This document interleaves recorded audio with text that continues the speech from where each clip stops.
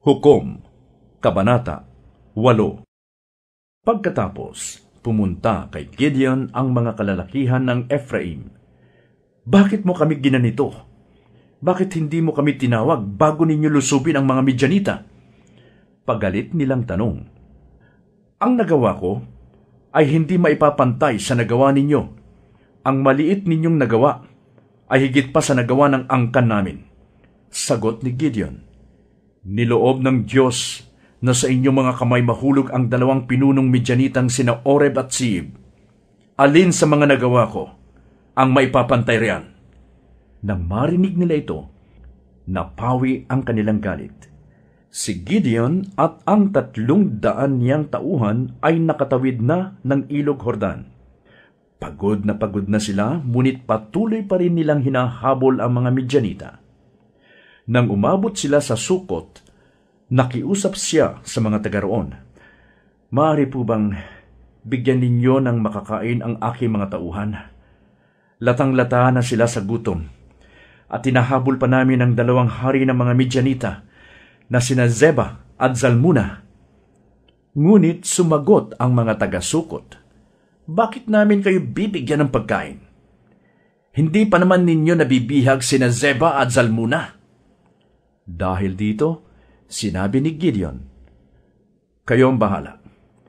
Kapag nahuli na namin sina Zeba at Zalmuna, hahagupitin ko kayo ng latigong tinik na mula sa halamang disyerto. Pagkasabi nito'y, nagtuloy sila sa Penuel at doon humingi ng pagkain. Ngunit ang sagot ng mga taga roon ay tulad din ng sagot ng mga taga-Sukot. Sinabi niya sa kanila, tinitiyak ko sa inyong kami matagumpay na makakabalik dito. Pagbalik namin, gigibain ko ang tore ninyo. Sina Zeba at Zalmuna ay nasa Karkor noon, kasama ang nalalabi nilang kawal na 15,000, sapagkat 120,000 na ang napapatay sa kanila. Dumaan sina Gideon sa gilid ng ilang, sa silangan ng Noba at Jogbeha, saka biglang sumalakay. Tataka sana sina Zeba at Zalmuna, ngunit nahuli sila ni Gideon. Dahil dito, nataranta ang mga kawal ng 2 haring Midyanita. Nang magbalik sina Gideon mula sa labanan, sa pasong Heres sila nagdaan. Nakahuli sila ng isang binatang taga-Sukot. Itinanong niya rito kung sino-sino ang mga opisyal at pinuno ng Sukot, at isa-isa namang isinulat nito. Umabot ng 77 ang kanyang naisulat. Pagkatapos, pinuntahan ni Gideon ang mga ito at tinanong, natatandaan ba ninyo nang ako'y humingi sa inyo ng pagkain? Sinabi ninyo sa akin na hindi ninyo kami bibigyan ng pagkain hanggang hindi namin nahuhuli sina Zeba at Zalmuna, kahit na nooy lupaypay na kami sa gutom. Bihag na namin sila ngayon. At nagpakuha siya ng mga tinikang sanga ng kahoy, at sa pamamagitan nito'y pinarusahan ang mga pinuno ng Sukot. Pagkatapos, giniba niya ang tore sa Penuel at pinatay ang mga kalalakihan roon. Pagkaraan, tinanong niya sina Zeba at Zalmuna, anong hitsura ng mga lalaking pinatay ninyo sa Tabor? Kamukha mo silang lahat, parang mga anak ng hari. Sagot nila, sinabi ni Gideon, sila'y mga kapatid ko at mga anak ng aking ina. Saksi si Yahweh, ang Diyos na buhay. Kung hindi ninyo sila pinatay, ay hindi ko rin sana kayo papatayin.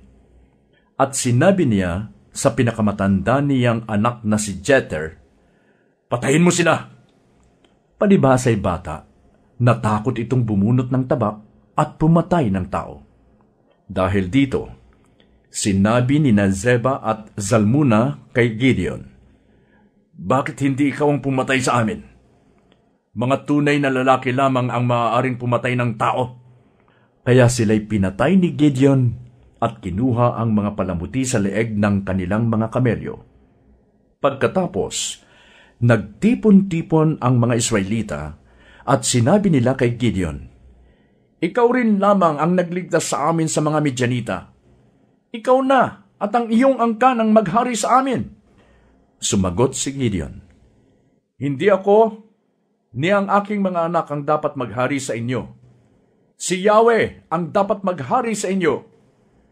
Ngunit meron akong hihilingin sa inyo.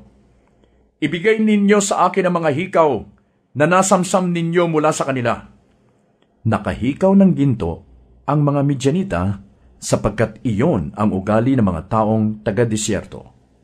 Sumagot sila, "Buong puso naming ibibigay sa iyo." Naglatag sila sa lupa ng isang malapad na damit at inilagay roon ang lahat ng nasamsam nilang hikaw. Nang timbangin nila ang mga hikaw na ginto, ito'y umabot ng 60 libra, hindi pa kasama ang mga hiyas, kwintas, at mga kulay ubeng kasuotan ng mga hari ng Midian.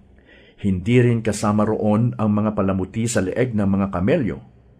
Mula sa gintong nasamsam, si Gideon ay nagpagawa ng isang Diyos-Diyosan at dinala sa Ofra na kanyang lunsod.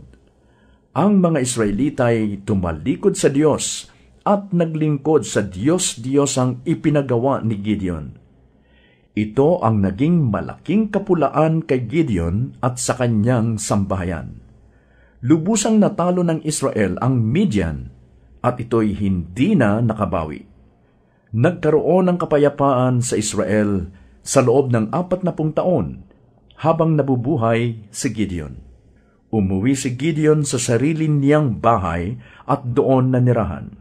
70 ang kanyang naging anak sapagkat marami siyang asawa. Mayroon pa siyang isang asawang lingkod sa Shechem na nagkaanak ng isang lalaki na pinangalanan niyang Abimelech. Matandang-matanda na nang mamatay si Gideon na anak ni Joas. Inilibing siya sa libingan ng kanyang ama sa Ofra, ang bayan ng angkan ni Abiezer. Mula nang mamatay si Gideon, ang mga Israelita'y hindi na namuhay ng tapat sa Diyos. Sa halip, naglingkod sila sa mga Baal, at ang kanilang kinilalang Diyos ay si Baal Berit. Hindi na sila naglingkod sa Diyos nilang si Yahweh, na nagligtas sa kanila sa mga kaaway na nakapalibot sa kanila. Hindi sila tumanaw ng utang na loob sa sambahayan ni Gideon sa lahat ng kabutihang ginawa nito para sa Israel.